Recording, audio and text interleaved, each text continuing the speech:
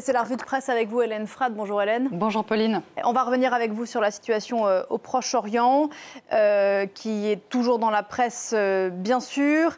Le Hamas affirme que l'État hébreu mène d'intenses bombardements autour de plusieurs hôpitaux de la bande de Gaza. Oui, un mois quasiment jour pour jour après l'attaque du Hamas, la réplique israélienne continue de tuer et de blesser des centaines de civils à Gaza, comme cette petite fille que vous apercevez à la une ce matin d'Al Arabi Al Jadid, quotidien panarabe de Londres, proche du Qatar. Elle a été photographiée aux urgences d'Al-Shifa, cet hôpital où des ambulances ont été prises pour cible par des tirs israéliens la semaine dernière.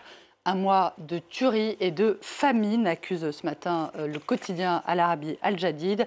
De son côté, le Jérusalem Post quotidien israélien cite l'armée israélienne, Tsahal, qui assure de son côté que le Hamas utilise les hôpitaux de Gaza comme boucliers.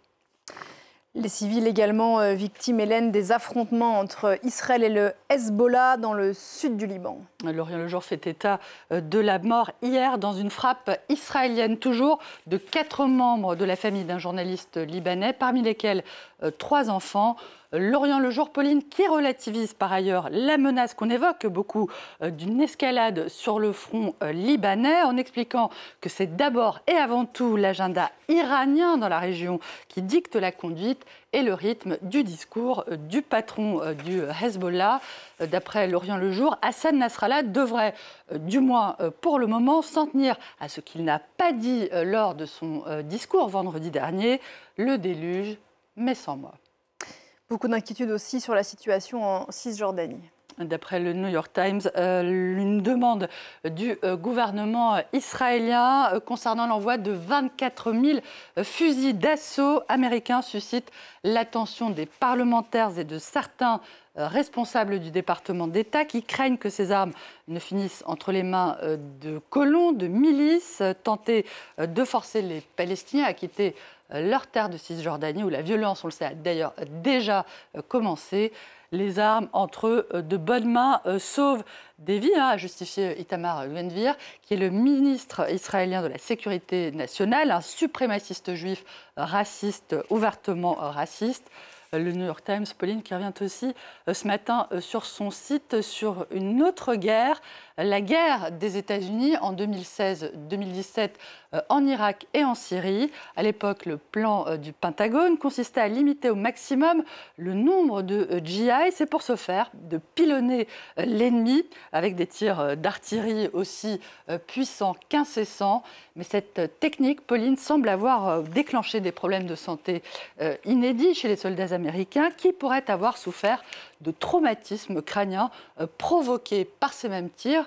Le New York Times fait état de soldats ayant commencé à se comporter à leur retour de mission de façon étrange, comportement considéré pour certains comme étant problématique, voire qui ont été sanctionnés par des renvois, privant évidemment ces soldats tombés malades des prestations médicales dont ils avaient désespérément besoin.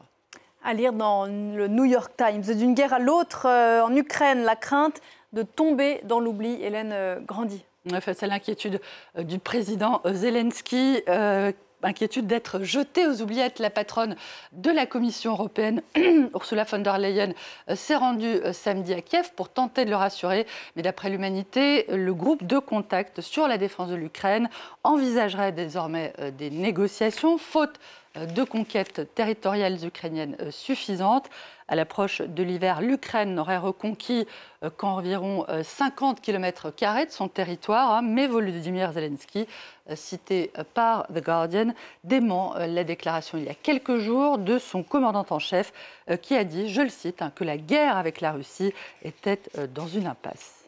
En France, à présent, Hélène, beaucoup de commentaires sur le projet de loi sur l'immigration qui va être débattu à partir d'aujourd'hui au Sénat. Avis de tempête au Sénat. Cette fois, la Provence, quotidien local, annonce, je cite, le début d'un poker menteur entre le ministre de l'Intérieur, Gérald Darmanin, les Républicains et la gauche, qui jouent gros sur ce texte.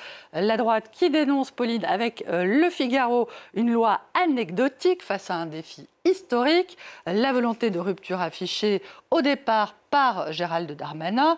Et le résultat, un résultat ramolli, racorni dans l'eau tiède du « en même temps ». D'après le Figaro, jugé trop mou par la droite, le texte est jugé trop dur à gauche, où l'humanité invite l'opposition à se montrer plus offensive, notamment en demandant une régularisation plus large des travailleurs sans papier. Et si la gauche et la droite, figurez-vous, se déchirent sur le texte, les Français, eux, seraient majoritairement favorables au texte du gouvernement. C'est en tout cas ce qu'indique le sondage qu'a réalisé un institut de sondage pour Libération, qui, voilà, je cite, de quoi conforter l'équilibre, l'exécutif et sa vision équilibrée, j'en perds mon latin, vision équilibrée, censée satisfaire donc la droite et la gauche, ou pas.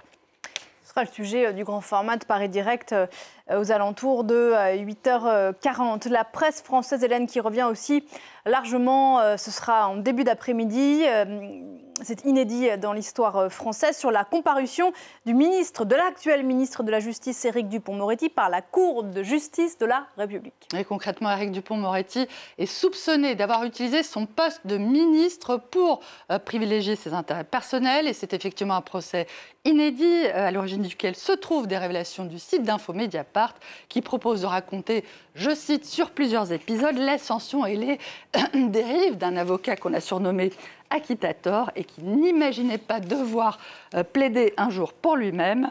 Éric Dupond-Moretti à la une également ce matin de Libération, je vais y arriver, de retour dans le prétoire. Libé annonce un procès plus qu'explosif, notamment parce qu'il entérinerait le fait qu'aujourd'hui les mises en examen de ministres sont si banales que ces derniers ne prennent plus la peine de démissionner.